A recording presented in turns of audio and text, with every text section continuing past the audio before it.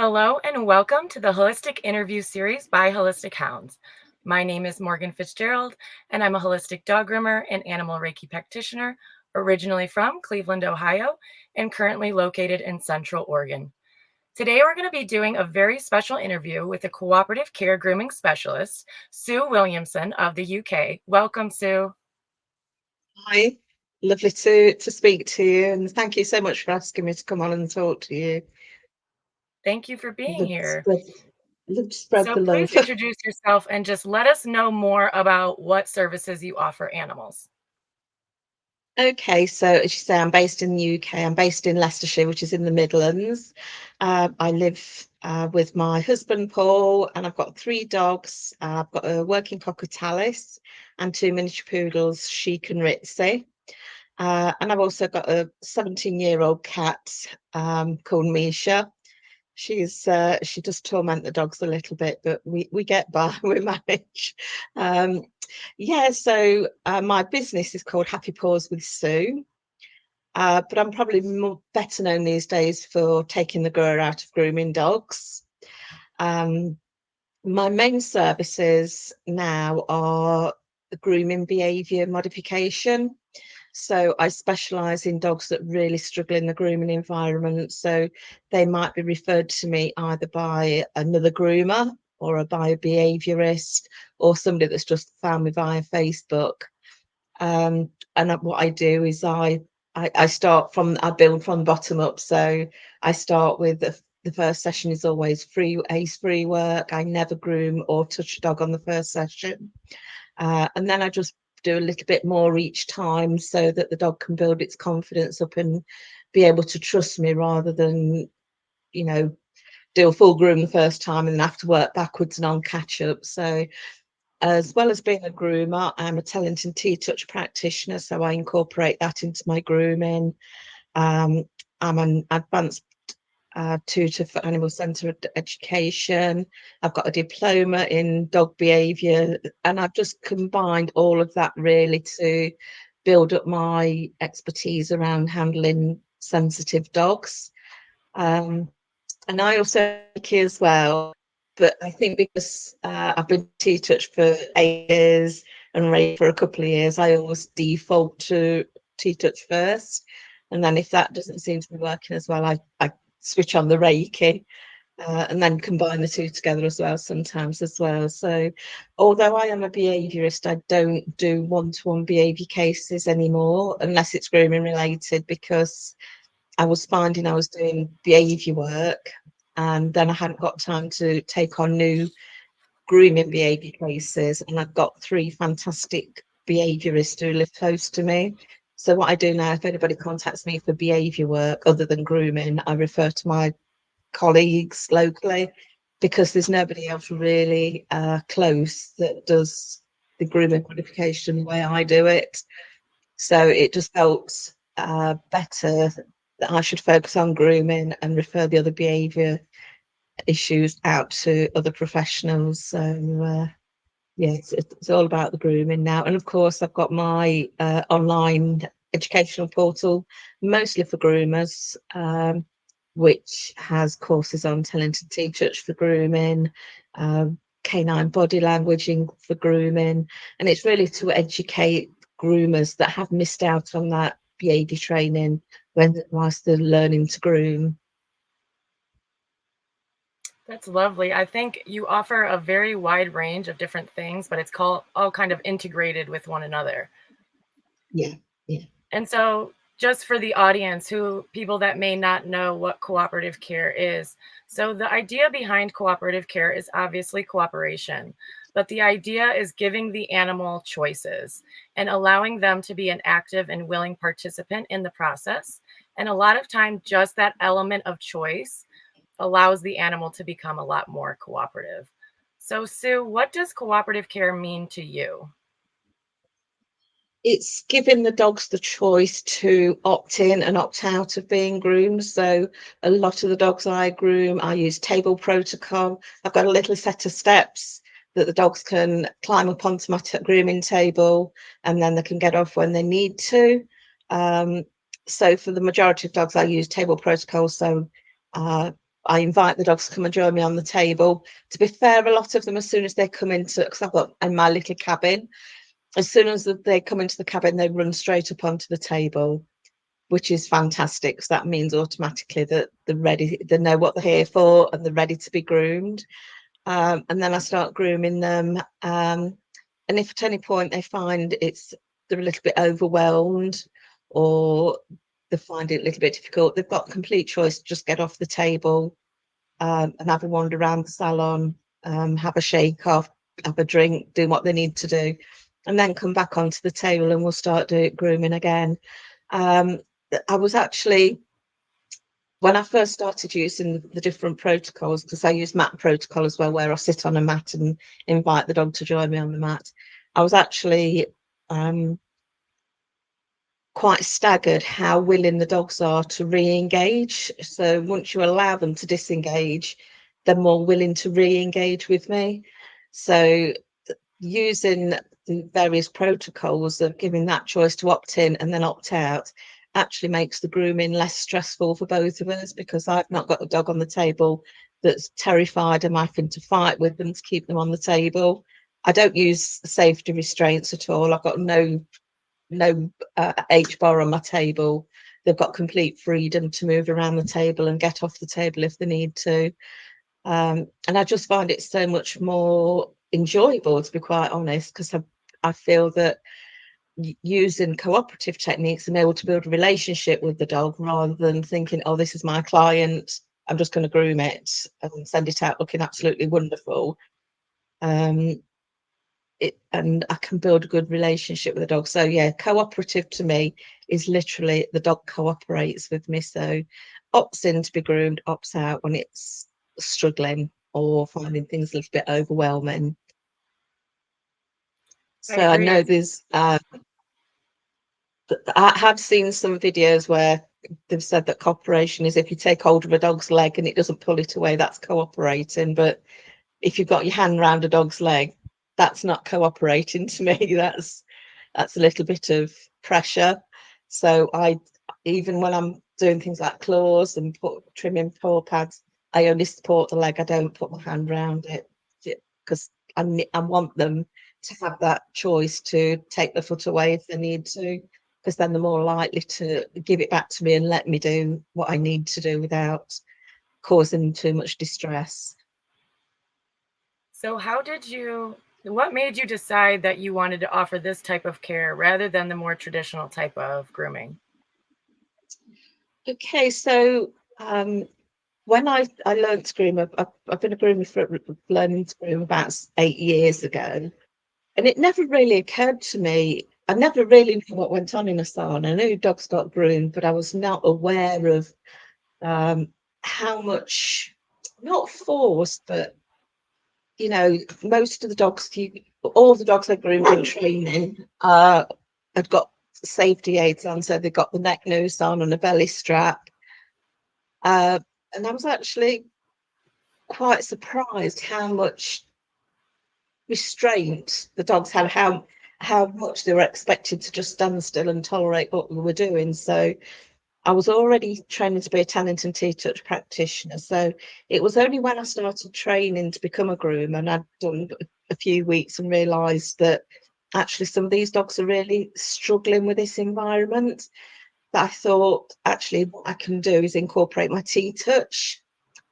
And for people that don't know what Tellington T-touch is, it's a technique using circles and slides, different equipment to help the dogs relax. Um, so with my T-touch experience, I decided that once I qualified, that I would open my own salon and use my T-touch a lot more in the grooming. I started using, when I first qualified, I had started to use safety restraints, but I was finding the dogs were actually better without anything on. So having them without a neck noose on and belly strap, they were actually coping much better on the table. And then I was finding dogs were even better having the table lower. So that's how I actually started, was by having a lower table and taking the restraints off so that the dogs have got more freedom on the table. And then I went to a workshop where Chirag Patel was doing the bucket game, and that just opened up a multitude of opportunities. You know, it was I got a young cockapoo coming into me at that stage that had never, a 5 month old, never been groomed, was matted, couldn't tolerate scissors, couldn't tolerate the clippers, but she was very quick to learn. And as soon as I saw Chirag doing the bucket game, I just thought, Millie, this would suit Millie down to the ground. And the next session, I started teaching the bucket game, sent a bucket home with a guardian. She carried on teaching her over the week. The next week, I was able to clip her off using the bucket game. And from then on, I was just looking for more and more ways for the dogs to give consent. So it might be, as say, the table protocol, the mat protocol. For dogs that are really anxious, to start off with, I use free roam protocol, so they're just wandering around the floor. When they come and sit or stand in front of me, that's when I groom them, and then they can just walk away when they need to disengage and have a little few moments to themselves to reset themselves. Yeah, so Shrag Patel workshop was a big influence on me, and it was just such a light bulb moment of, this is the way forward for grooming. Absolutely, I agree. So, how did you begin your journey working with dogs? Sorry. How did you begin the journey working with animals? Yeah, so I've had dogs growing up, um, and then when I was about 14, I lost my poodle, and I didn't have another dog then until I was about 36. So I had lots of years without a dog, desperate for another dog. And then I had a collie cross, and a few years later we had a spaniel, and he was very sensitive to being groomed. So I used to hack at him, I think is the description. I just used to cut chunks off his fur to keep it a little bit cooler and a little bit tidier. Um, and then about, must have been about 9 years ago, I was at an agility show and they were advertising a Tellington T-Touch workshop day, and it was promoted as one to help with agility, competing to agility, you know, when the dogs were a little bit anxious or you wanted to get a little bit more speed out of them. So I thought, I was already doing agility with my spaniel. I thought that might be really good for him because sometimes they were a bit sluggish on the start line.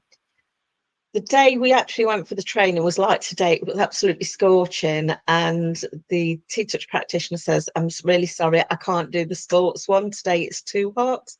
So she said, I'll do one for general anxiety. I'm going to do it just for general anxiety, including thunderstorms and fireworks, which was actually perfect for me because my spaniel was terrified of fireworks and thunderstorms. He used to pant, shake, slobber, pace around. So anyway, we did this 1 day workshop, and that weekend we actually went to an agility show, and I'd got a trailer tent at the time, and we had a thunderstorm. And I was using these T-touch techniques on him, and he was a completely different dog. He wasn't panting, he wasn't whining, he wasn't pacing, he just lay next to me, enjoying this T-touch. And I'm just thinking, if that is what one workshop can do, what can a full course of T-touch do? And that's what I did. I went home straight away and booked on the first T-touch clinic, which was about 6 months afterwards. So my real entry into dog care was Tellington T-touch. So it sounds like that was kind of the starting point for you, was learning the relaxation technique through the Tellington touch, and it kind of just carried Absolutely. over. So Yeah, you it already was. I was still sorry, I was still working full time at a local university at that time, so it was never going to be. Although I wanted to work for myself and I wanted to work with dogs, it never seemed like it was going to be a possibility. And then after, just after I'd started the T-touch, I had breast cancer. And it was after I was recovering from that, I just decided, you know what, life's for living, do what I want to do. And I'd wanted to be a dog groomer when I was a child. So I handed my notice in and trained to be a dog groomer. Extremely risky situation for us because we're not, neither myself or my husband are actually risk takers. So that was probably the most riskiest thing I've ever done, but absolutely the right decision. Yeah, And then now I just get to work with dogs all the time. I know. It's amazing to get to finally do what you kind of always knew that you were meant to do, but you weren't sure how to get there. So Yeah, it seems that like the absolutely. taking I know your book, The Taking the Gur Out of Grooming Your Dog, is a great success, and you've kind of taught a lot of other Uh, people about this technique, and that's a very that's a big deal, and I just wanted to personally say thank you. I appreciate what you've done. Your book, oh, it's amazing. I recommend your again, book to everybody. thank you. Honestly, the book was what I like about the way I groom and my life at the moment, and nothing is planned. It all just seems to happen or grow organically. And once I qualified as a T-touch practitioner, I was able to deliver one day workshops. So I thought I'm actually going to specialise in delivering workshops to groomers so that they can learn techniques to help relax the dogs in the salon.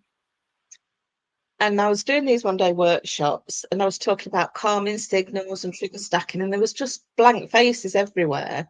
And that was the first time it occurred to me that actually dog behaviour is not included in groomer training. Because although I'd gone through my groomer training, the lady who trained me knew I knew about dog behaviour. So I just thought that she hadn't covered it because she knew I already knew about it. And it became obvious then that a lot of groomers didn't know about calming signals, they didn't understand body language, they definitely didn't know what trigger stacking was. So I started making extensive notes. So after the workshops, I would send these notes, email these notes to them. And I just said in as a passing comment one day to my friend Jane Harvey, who actually edited the book, I've got so many notes now, I could write a book. And she says, "You do that. You write it, and I'll edit it for you." She used to be a legal secretary, so very good at proofreading. So I started putting bits together, and it took me about 18 months to actually be brave enough to say, yes, this is something that's needed, and publish it. And actually, I've been blown away by how successful it was. As it was never really planned. I'd never had that desire to write a book. It was just a passing comment by my friend of, yeah, you write it and I'll edit it. Um, and originally it was going to be one book for the Guardians and Groomers combined. But as I got closer to publishing, I actually thought it needs to be separate so I could make the Guardians book much cheaper, and then the groomers one's got more information in that includes a lot of salon based stuff, um, that's a little bit more expensive. So I think I made the right. I hope I made the right decision there. But yeah, I'm Yeah, really. It's I love that you broke it down into the groomers versus the guardians. I think that's really awesome because it is a little bit different information depending on your experience. And yeah, I mean, it just seems like the book was really meant to be. The title was so perfect and everything just happened for you like that. yeah. The title was probably. Oh, we were thinking for months of trying to find something. We were going through things like the compassionate groomer, the trusted groomer, but everything I put made it sound like other groomers weren't like that. And I didn't want to alienate groomers by putting something that might upset them or might imply that I was saying that they weren't to be trusted or they weren't compassionate. And it was just one night I took my spaniel to agility training and I pulled up on the drive and taking the girl just popped into my head. So I just ran into the house and wrote the title down and then went to fetch my spaniel because I knew if I didn't, I'd forget it. And but it just literally just popped into my head, and that just sounded perfect for it. Yeah, it really is. So I'm curious, what is the most common sensitivity that you see with the dogs you work with? Um, the dogs I see most are it's grooming in general, everything about the grooming. It's coming into the salon, it's being handled. But I'd say the most severe is probably feet, front feet in particular, and faces. So it's building up that trust and perhaps doing some additional training like counter conditioning or desensitization to be able to get those areas done, because as much as we don't want to force them, we know that eventually stuff has got to be done. So I want to get the dog working with me to be accepting of having those things done, rather than me having to hold on to them for dear life to get them done. Um, and I just find that using the techniques I do use, I get to the end post much quicker. It's sometimes when they first start coming to me, they might go home with Ugg boots on because I've not been able to do a full groom on the feet. But what I do the next time they come in, I do a little bit more training around having the feet touched and build up that not actually tolerance, that ability to cope. Um, and I find the more I do that, each time you can see a little bit more progress. And ideally, if the guardians can do a bit more work at home around those, progress seems to be a little bit quicker. Um, Having the guardians on board, it makes a big difference for me. And most in fact all my human clients know that their dog's not going to go out looking like pooch perfect. They're not going to go out looking like they're just about to go into a competition ring. And fortunately, most of them just want a welfare groom. They just want the dog to be tidy, mat free and comfortable. But yeah, So, feet and faces tend to be the two worst areas. yeah, I agree with that. So, do you highlight the importance of keeping your own energy grounded and balanced when you're working with dogs? Yeah, to be honest, I find it comes quite natural. My cabin is in my garden, so I literally fall out of bed and come into my salon. So I've not got when I worked at the university, I used to have a 50-minute drive there in traffic. So by the time I got to work, I'd always be stressed because I'd sat in traffic for 15, 20 minutes and driven for 50 minutes. But I find just coming in here, it almost feels like as I walk through the door, I can feel myself relaxing. And I've had guardians say how calm they feel in here as well. But it's really important for me to be calm, because if I'm calm, I can calm the dogs. If I'm all stressed and irritated, I can't transmit that onto the dog. I can't calm a dog down if I'm not calm myself. So um, yeah, it's really important for me to be calm as well. But I say I'd seem to walk into the cabin and automatically, that calmness comes over me straight away, which is Yeah, weird. it sounds like that you really created a sacred space in your grooming area. And that I kind of just, from what you said, it kind of made me think that dogs help us to feel grounded because they're a part of nature. So just being around a dog can kind of put us back in that calm, grounded state, at least for me and probably for you as well.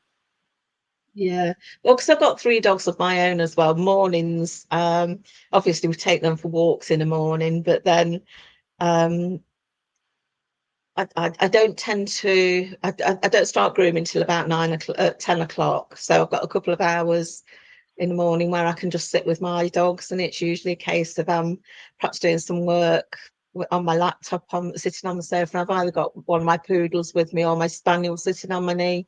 So having one of them with me nearly all the time, that's quite calm in itself, because they're calm, I'm calm. Um, and one of my poodles in particular, she just, if I'm sat down, she's usually on my knee. I'm surprised she's not on my knee now, to be quite honest. Um, and I just find that it is quite grounding to have them close by, and obviously building up. They trust me implicitly, and having that does feed into the grooming as well. I think it brings it into the salon because I'm already calm before I come into here, because I've been stroking one of the dogs and perhaps doing a bit of tea touch on them. So, can you share a story of a time where you helped calm down a dog that was anxious? Um, I think as far as grooming's concerned, because of the way I build them up to get to the groom, I don't really get that many that are really anxious on the table because I've built up and started to almost as soon as they first start. I use different techniques such as ace-free work and my T-touch to get them to be calm. So if I've got a really anxious dog that doesn't want to be touched when it first comes to me, I don't force that contact. I wait for them to want to engage with me. But I think one of them, in fact, I've got two cases that I want to actually talk to you about on this. The first one was I was delivering a talented T-touch workshop for Guardians, and I'd not realised the day I'd booked it for was the same day as the Victory Air Show that was about 2 miles up the road from where we were delivering the workshop. And one of the attendees had brought a greyhound with her, extremely noise sensitive. And there were cannons going off, and this dog was absolutely terrified. So I just went over it and did some T-touch ear strokes on it, and the dog just melted, laid down, and went to sleep. It was that quick. Everybody just sat there stunned how quickly this had worked. So that I think that was a really good example of how I managed to calm a dog down really quickly. Um, and the other one actually wasn't actually me calming the dog down, but I think it's a good example to use because I was at a grooming show a few weeks ago, Style to Rescue, where they have a lot of rescue dogs, and groomers come in and groom these rescue dogs so they're more appealing to be rehomed. And there was this one dog that was struggling on the table, it couldn't stand still. And Nikki from Just Think Dog, who's also does a lot of behaviour work. She's just designed a new harness, grooming harness, and she went over and asked this girl if she could change the grooming loop to this harness. And the girl said yes, and she put this harness on, and the dog it automatically just calmed down. It seemed to know where its feet were supposed to be for a start, so rather than it constantly jumping up, it was able to put its feet on the table and just stand. So I think that's a really good example of changing the equipment that we use and how that can affect dogs.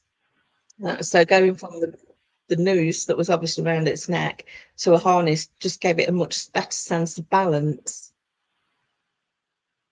So I think that the T-touch, it kind of addresses the spiritual level of the animal, but are there other things that you do to address the spiritual needs of the dogs that you take care of? Well, as I said at the beginning, I do Reiki as well. Oh, cool. So I think that helps them. But I've not actually thought of it from a spiritual point of view, to be quite honest. I just tend to do what comes naturally to me. So I might be missing out on something that's probably good for them that I'm not actually thinking about. But yeah, I've not really thought about it as addressing their spiritual needs, but definitely T-touch and the Reiki has a massive calming influence on them. And because, I mean, T-touch to me now is second nature. Reiki, I know, can be really good. So I know I've got tools in my toolbox to help calm dogs if they need it. And sometimes it's just, you know, there might be, at the minute, I've got a lot of flies coming into the salon that can quite upset some dogs, especially sensitive ones. So if I've had halfway through a groom, I've had a fly in that's really upset the dog, I just find a bit of T-touch or Reiki, just regrounds them, resettles them so that I can continue with the groom. Likewise, if there's noises outside, I've got the pigeons nesting in my tree next to my cabin. So I've often got pigeons running across the top of my cabin, and a few dogs feel a little bit distracted by that as well. So having something I can use to calm them down again is really useful. So I guess another question would be, it sounds like that you use your intuition a lot when you're taking care of each dog to kind of figure out on a more intuitive level of what they need. Is that accurate?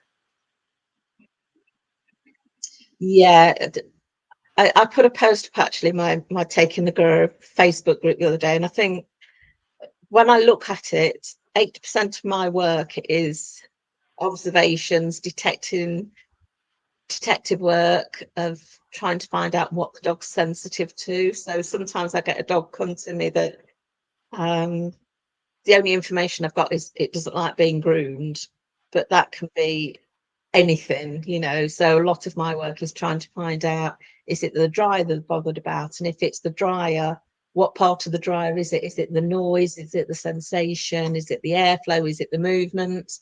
So a lot of my work, I think personally, is that detective work to find out the actual issues, more detective work then to find out a solution to that. And once I've done that, the last bit is actually getting them groomed. So once I've found the specific issue, and then found the right solution, because I don't always get the right solution straight away. You know, it might be if the dog doesn't like clippers, I might try scissors instead, but sometimes dogs don't like scissors either.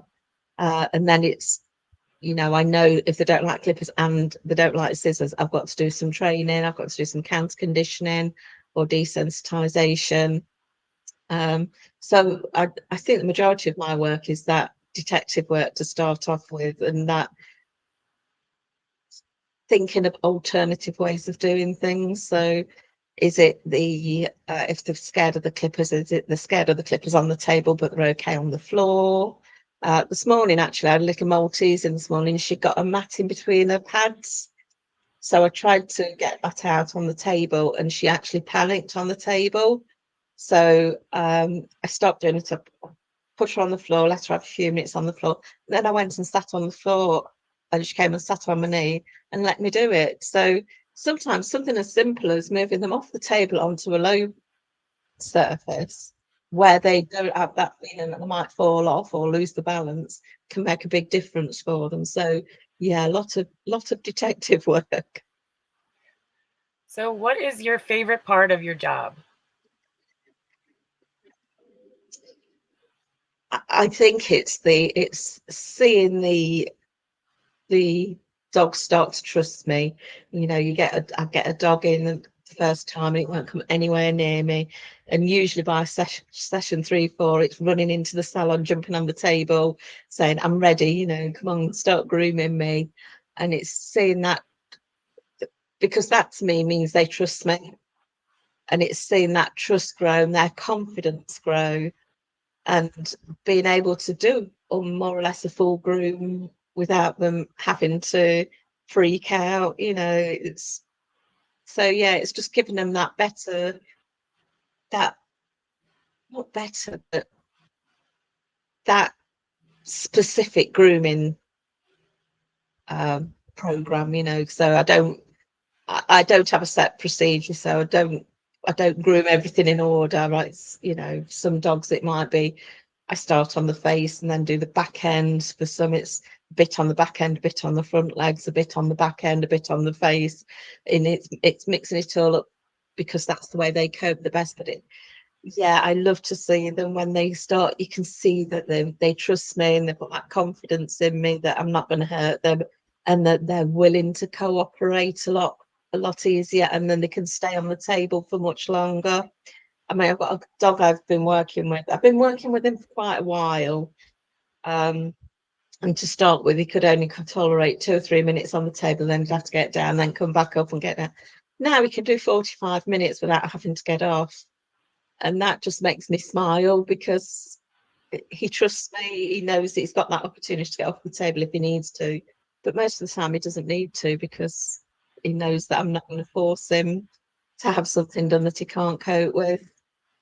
The other thing I really like to see as well is the guardian's confidence grow as well. I've just took on quite a few new dogs because I had some leave for various reasons last year. I had a few pass away and a few left the area, so we've got some vacancies. So I've taken quite a few dogs on recently.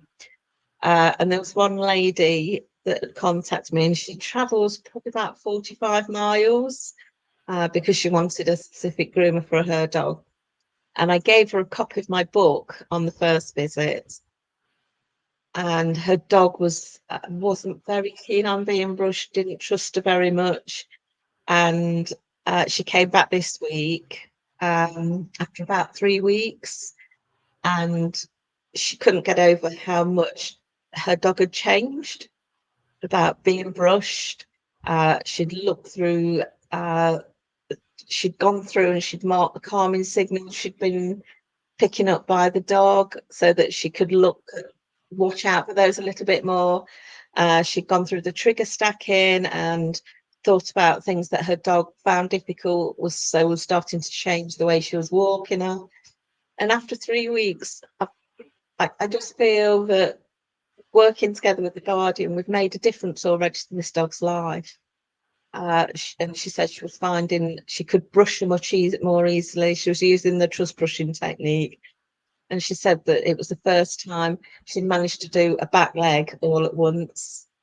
Um, she said, there's still a little way to go, but after 3 weeks, she was she was delighted that she'd made that progress, that she was given that information, because she'd been to groomers before, and they kept telling her that her dog was difficult to be groomed, and the dog didn't like to be groomed, and the dog was getting aggressive, but they weren't giving her any information how to change that.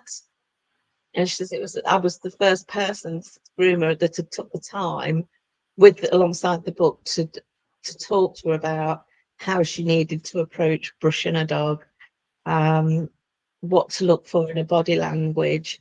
So that to me, working with the clients is amazing as well, especially when they're so on board and they desperately want to change their dog's life.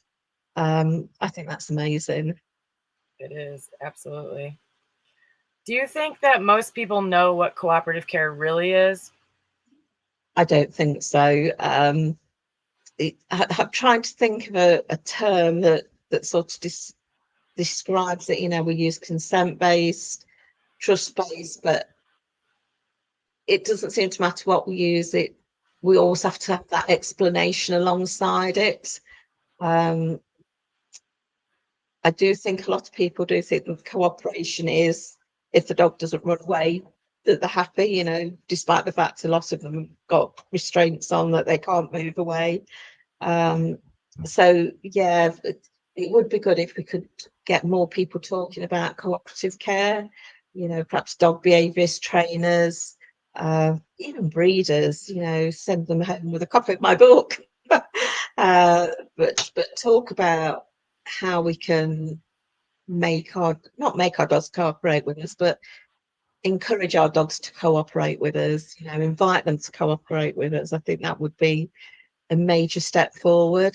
Um, and I think, it's cooperative care is fairly new in time wise, probably 10, 15 years, it wasn't really heard of. But, when you think of we can train wild animals in zoos to participate in cooperative care, training dogs to participate in cooperative care should be a piece of cake. It should be really easy because we're already used to training dogs.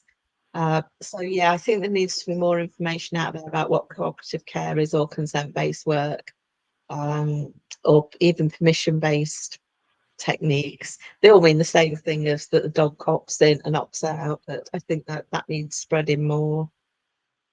Yeah, I agree. And I think that, a lot of people recognize that cooperative care and positive reinforcement training techniques are used within zoos and rescues and wildlife places. So it is a little weird that we're not teaching our animals cooperative care techniques, because what I've learned in my experience is that a lot of dogs struggle with grooming, but a lot of dogs struggle with vet visits as well. And this is something that Absolutely. we can help with cooperative care. So I think it's really Yeah. important, not just for grooming, but for animal care, domestic animal care as a whole. And even, things such as that, I don't think we think about it, unless we are in this sort of field, is putting eardrops in dogs' ears and eye drops, checking for the paws and things like that can be really difficult for some dogs. Um, so if we've got that cooperative care approach, we can put eardrops in, for example, without causing them distress. They can choose to opt in or opt out. Um, for example, my poodle, she's had an itchy ear recently. So for her, um, I just ask her to get on the bed and let mummy have a look. And she'll just lay on the bed, lay on her side, and let me lift her ear to see what if there's anything in her ear. It's been really easy to teach her that. She's used to jumping on the bed. She's used to laying down. So I've just reinforced that as she's laid on the bed and laid down, and then started by stroking the ear and let mummy look. And now she just it's second nature to her now that I ask her onto the bed, let mummy look. She lets me look into her ears or lets me look in her eyes. So it is quite simple. I think once you've got that trust with your dog, then you can get away with much more. You can teach them much more of the cooperative way to work. Yeah, I agree. The trust is really the foundation for everything. Any relationship, whether it's Absolutely. with an animal or a human, trust is very important because trust makes us feel safe and it makes us feel like we can express ourselves. And I think for the animals, it's really important for them to feel like they can either say yes or no, or they can say slow down. And it makes such a big difference for their overall health, too, because you start to Yeah, see their personality coming out more once you're giving them choices and you're letting them have a absolutely. voice. They're so expressive and they want to be allowed to express without the fear of, getting reprimanded or getting yelled at. And you really see their personality shine. I think it's awesome. Absolutely. I've got, I think I had my little poodle that I do the ear thing with. I rehomed her when she was a year old, and she'd had no training. She didn't even know her own name really. So I changed her name because I didn't like it. Um, and she has taught me a lot about giving dogs a voice, uh, and building I mean, I've always liked to, I've never been a harsh handler with dogs. I've always liked to use positive reinforcement. But she has really shown me the benefit of working at a dog's pace, letting them express themselves, not pushing them more than they can cope with. Um, and she is just the sweetest little dog now. She's so much fun. She loves playing with the ball. It's really nice to see how her personality has developed. And I think had she gone to a home where um, negative techniques were used, she would definitely have bitten. But I don't think they would have seen the beauty of her lovely personality that she's got. So, what do you think the most important thing for pet parents to know is? Um, Advocate for your dog in all circumstances. So if you're at the vet's and you're not happy with the way the vet is handling your dog, find another vet. Find find a way to tell the vets that your dog's not happy in that with that handling. Um, I'm going to use Ritz's example again. She got a lump on a cheek a couple of years ago, and she doesn't like the vets. Um, but there's one in particular that she trusts, but she wouldn't let her look in the mouth to see what this lump was. So we decided the best thing to do was to sedate her and um, do a biopsy on it and remove it if it was possible. But I advocated 100% for her. So I shaved her leg the night before where she was going to have the injection put in. And I pre-arranged that I would stay with her while they put the injection in to put her to sleep. And I would stay with her until she was asleep. And I must admit, the vets were absolutely brilliant and completely let me do what I wanted, basically. So I took her in on the morning and say she'd already had a leg shave, so they didn't have to do that. Um, they let me cuddle her while they put the needle in. And it was cuddling, it wasn't restraining her, it was just giving her that confidence that I was there, and she was safe. And then once she was asleep, the vet just took her away. And then as soon as she came round, they phoned me because they knew that I'd told them that she didn't settle well after, and I'd rather have her with me to come round properly. And they did. They were brilliant. So talk to your vets, advocate for your dog. When it comes to groomers, find a groomer that will work with your dog, not just think that they've got to come out with this beautifully groom dog, especially if your dog's sensitive for grooming. Um, and just make sure your dog feels safe all the time. Um, a dog that doesn't feel safe is not going to trust anybody. Its behaviour might be a bit more erratic. Um, so yeah, advocating building that safety for your dog is a big priority for me. Yeah, I always tell clients that they know their dog the best, better than the Absolutely. vet, better than the groomer. So it's in their best interest to advocate for their dog because they're going to be the ones that know the most about them and how to do that in the best way. So, as a pet care professional, what has been your biggest challenge? Oh, I think it's trying to influence the grooming industry that more work needs doing on the behaviour side, that more behaviour and training techniques need to be included in the groomer training. And I must admit, I've failed at that. It hasn't been very successful, but that's what I would love. I would love for the well, probably the second module, health and safety, and first aid has got to be a first module. But I really think that the second module for any grooming course needs to be dog behaviour, learn about body language, calming signals, learn about trigger stacking, learn about the autonomous nervous system, that sympathetic and parasympathetic nervous system. And I think if that was part of the early training before you even got your hands on a dog, I think there'd be a lot less stressed dogs, there'd be a lot less dog bites, a lot less stress groomers, because it's Mm, stressful having a dog on the table that's trying to bite you, and you're having to have two people hold the dog still so you can groom it. That's stressful. Well, it'd be stressful for me. I don't know how groomers cope with that.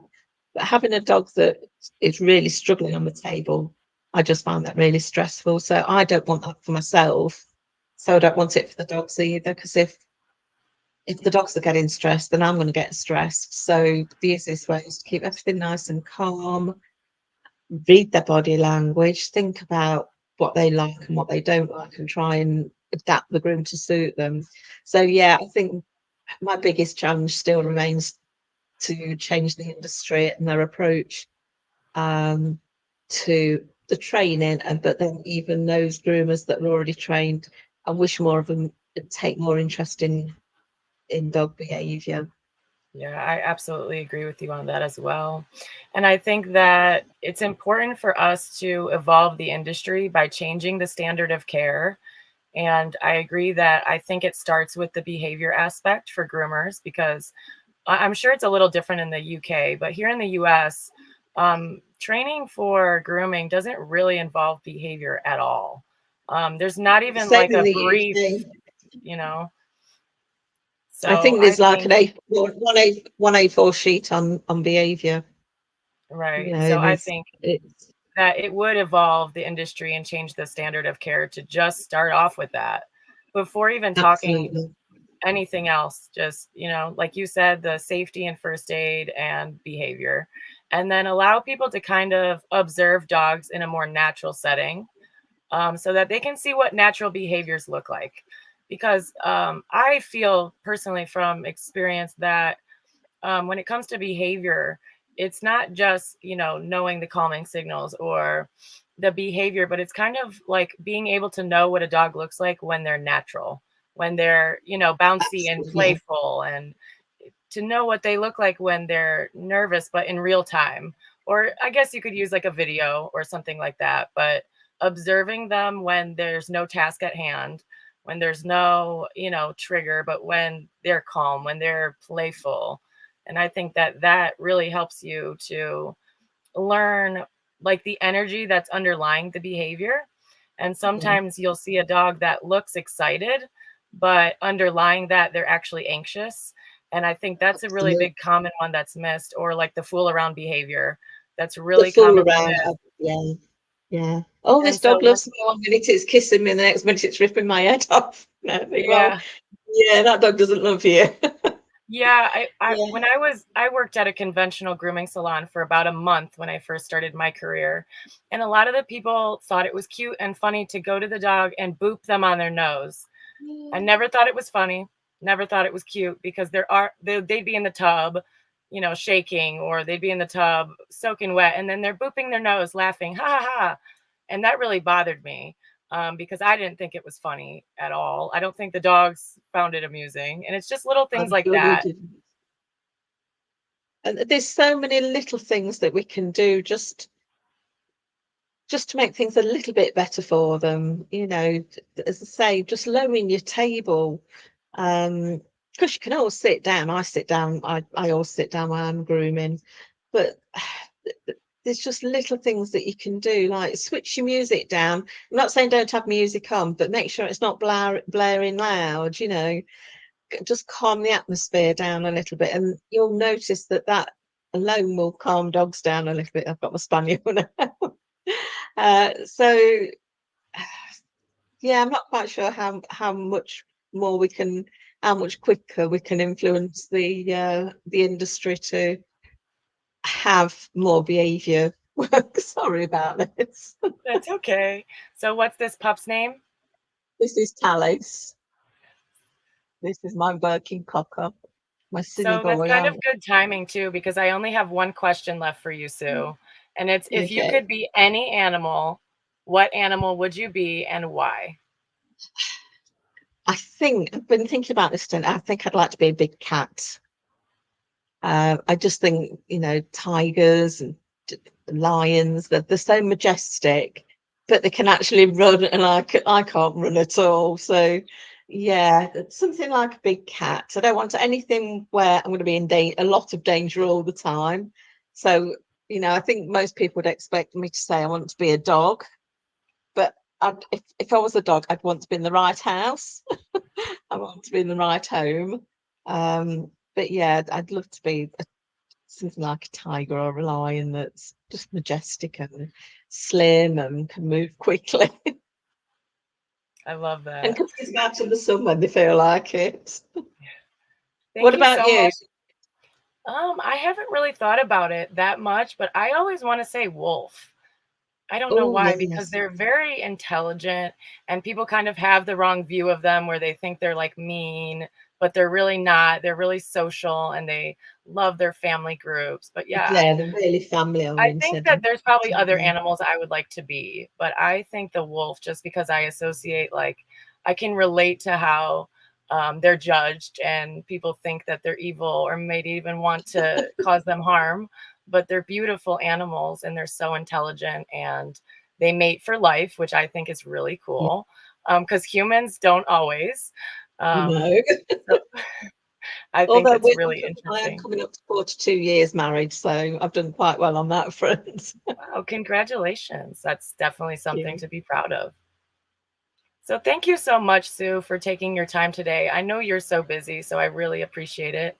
Is Oh, there you're any very welcome. final words that you wanted to leave the audience with? Yeah, yeah, just remember your dog's a sentient being. It's got feelings, it's got emotions. Um, and paying attention to that body language, you can learn so much from them. And when they're feeling happy, learn a bit more about you know, about dog behavior. You don't have to be a behaviorist, but learn, just as a dog guardian, learn little bit more about behavior, and that will help you build your better relationship, a more meaningful relationship with your dog if you can understand your dog more. And of course, buy my books. Yeah, I And agree. of course, my Facebook group, Taking the Girl Out of Grooming Dogs, anybody can join that, whether you're a guardian or a groomer or a behaviourist. So feel free to join that as well. And so how else can people find you aside from your group? Do you have website, social media, etc.? Um, yeah, I've only got a Facebook page. I'm not on TikTok or Instagram or anything like that. My personal Happy Paws with Sue is www.happypawswithsue.co.uk. That's not been updated for a while because I tend to focus on more on taking the groomer side now. I have got an educational portal, which is mostly for groomers. There's a little bit for guardians there, but it's mostly for groomers, and that's www.takingthegrr, which is grrr.co.uk. And there's courses you can take there. There's some free ones. There's the ACE Free Work webinar that's free. I always use ACE Free Work to introduce dogs into the grooming salon because, again, as you were saying earlier, that gives me the opportunity to observe the dog when nothing's happening to it, when it's having a nice experience. So I can learn from the dog while it's learning about me in the salon. And if you want to contact me, you can email on info@happypawswithsue.co.uk. And then for those of you that might want to purchase your book, for US versus UK, how should they go about purchasing? If they're in the UK, they can contact me directly, either by email or messenger, if you want to send me a message via Facebook. Or if you're not in the UK, even if you're in the UK, you can buy from Amazon as well. So yeah, there's the three books. There's the Taking the Girl Out of Grooming Your Dog, which is for guardians, Taking the Girl Out of the Grooming Salon, which is for professional groomers, and guardians who do a full groom on their own dogs, rather than just the brushing. And there's one for puppies, which is introducing your puppy to girlless grooming, and that gives you advice of how to teach your dog to be groomed. So how to get them to stand, how to get them to be happy on the table, getting them used to having their paws held, for example. So although I don't paw hold or chin fur hold, I know a lot of groomers do. So I thought it was only right that I should give gardeners the opportunity to train their puppies to accept that. So it's not it's not strange and frightening when they get into a grooming salon. I thought long and hard about that, when I should include it, but I came to the decision in the end that because so many groomers do use those techniques, it was only fair to teach the puppies to have that done, just in case they didn't find it this holistic groomer. Thank you again for joining us today. And thank you for all that you are doing with dogs and all that you're doing to educate No, groomers. thank you. It And was, hopefully we'll as I have say, the chance. it was never planned. It just sort of happened organically. So it feels a bit false accepting thanks for it, because it did, and it just, to me, it's just so natural. It's the only way to groom. So I will carry on. I agree. Thank you so much again. And we'll have You're the opportunity, welcome. hopefully, in the future to talk more. Have Oh, a I great hope so. Yes, I love